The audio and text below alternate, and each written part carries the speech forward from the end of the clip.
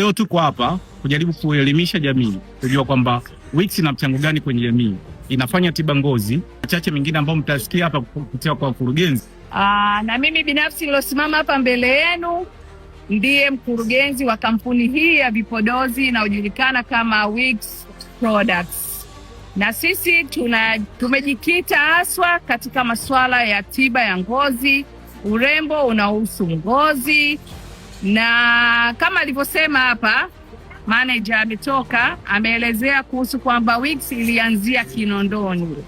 Na mimi binafsi jamani, leo nimekuja katika shule ya kumbukumbu kwa sababu mimi ni mwanafunzi niliyemaliza katika shule hii. Miaka mingi kidogo imepita, nadhani miaka 30 au 29 iliyopita.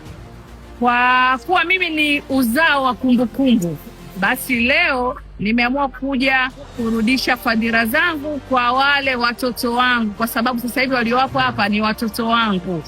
Nimekuja kuwaona, nimekuja kutoa kile ambacho nimebarikiwa nacho, na pia nitaendelea kuwa na wao bega kwa bega tukishirikiana na mheshimiwa diwani ili kuweza kukamilisha vile vitu vidogo vidogo ambavyo vitakuwa vinahitajika kwa ajili ya shule yetu.